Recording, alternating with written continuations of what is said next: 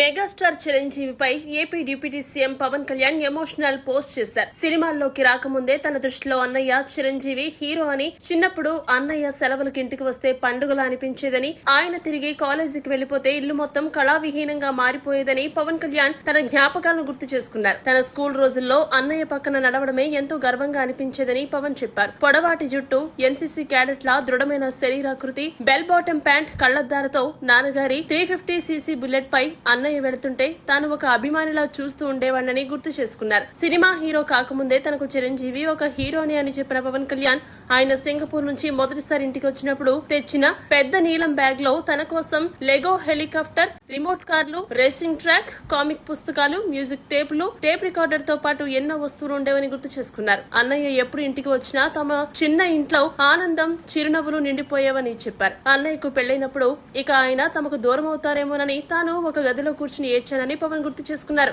అయితే ఆ సమయంలో అన్నయ్య తనను అర్థం చేసుకుని వదినను పరిచయం చేస్తూ ప్రేమగా మాట్లాడిన జ్ఞాపకాన్ని కూడా పంచుకున్నారు. ఆ తర్వాత చెన్నైకి తీసుకెళ్లి తనను తమ దగ్గర ఉంచుకుని అన్నయ్య వదిన చూపించిన ప్రేమ, శ్రద్ధను మాటల్లో చెప్పలేనని పవన్ అన్నారు. అన్నయ్య సినీ ప్రయాణంలో ఎదుర్కొన్న కష్టాలను కూడా తాను దగ్గరుండి చూస్తానని పవన్ కళ్యాణ్ గుర్తు చేసుకున్నారు. చెన్నై ఉక్కపోతలో గంటల తరబడి షూటింగ్లు చేసి చెమటతో తడిసిన దుస్తులు, బూట్లతో అర్ధరాత్రి ఇంటికి చేరుకునే అన్నయ్యను చూశానని చెప్పారు. నిలబడ్డానికి కూడా శక్తి లేని స్థితిలో ఉన్న కుటుంబం కోసం ఆయన చేసిన కష్టాన్ని గుర్తు చేసుకున్నారు. తన చదువు, తన జీవితంలో ఎదురైన వైఫల్యాల గురించి అన్నయ్య ఎప్పుడు ఒక్క మాట కూడా అనలేదని, తనపై ఎప్పుడు ప్రేమ, నమ్మకం మాత్రమే చూపించారని పవన్ కళ్యాణ్ తెలియజేశారు. కేవలం కుటుంబానికే కాదు, స్నేహితులు, నిర్మాతలు, సినీ పరిశ్రమలోని వ్యక్తులు, తనను కలిసిన ప్రతి ఒక్కరి జీవితాల్లో కూడా తన ఉదారతతో వెలుగులు నింపిన వ్యక్తి చిరంజీవిని పవన్ కొనియాడారు. సినిమా హీరోగా కోట్లాది మంది అభిమానులను సంపాదించుకున్న చిరంజీవి తనకు మాత్రం సినిమా హీరో కాకముందే ఒక హీరో అని షేర్ చేసుకున్నారు. అన్నయ్యపై పవన్ కళ్యాణ్ పంచుకున్న జ్ఞాపకాలు కేవలం ఒక తమ్ముడి మాటలు కాదు, ఒక అన్నదమ్ముల మధ్య ఉన్న స్వచ్ఛమైన ప్రేమకు అద్దం పడుతున్నాయి. నిజానికి ఈ రోజుల్లో సంబంధాలున్నా బంధాల్లో స్వార్థం ఎక్కువైపోతున్న పరిస్థితిని మనం చూస్తున్నాం. అవసరం ఉన్నంత వరకే పలకరింపులు,